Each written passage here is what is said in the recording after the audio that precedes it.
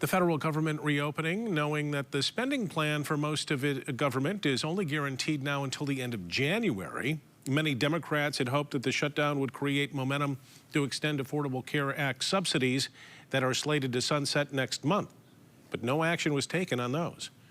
Political reporter Rick Albin in studio tonight with more reaction to the deal to open government and what happens next. Rick. Brian, as far as those subsidies go, the majority leader in the U.S. Senate has promised Democrats a vote on subsidies.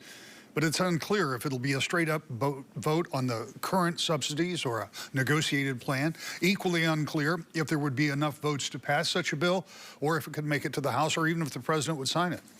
Of the shutdown, Republican Congressman Bill Heisinga said in a statement, in part, quote, "This shutdown was totally avoidable and unnecessary. I hope Democrats in Washington take a long, hard look in the mirror," end quote.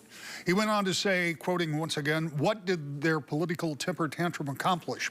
It achieved no policy objectives while making life more difficult for the American people," end quote.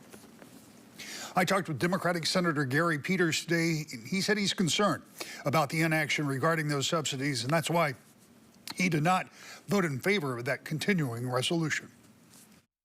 It's been estimated over 20 million people are receiving these large increases, and upwards of 10 million could be without health insurance. I thought that was unconscionable. I do agree that we need to be looking at those credits. We need to make sure they're working efficiently, they're working the way they should be working.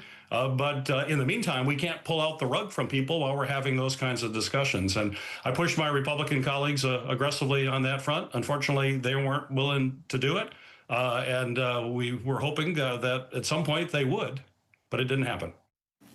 Those subsidies are a big sticking point for many Democrats, and some Republicans have echoed the need for some type of revamp, not necessarily the current formula. It's important to note that the subsidies that will expire at the end of the year, if they're not extended, are the additional money passed in 2021 in the wake of the COVID crisis. The original ACA subsidies are still in place and are scheduled to remain so. Brian?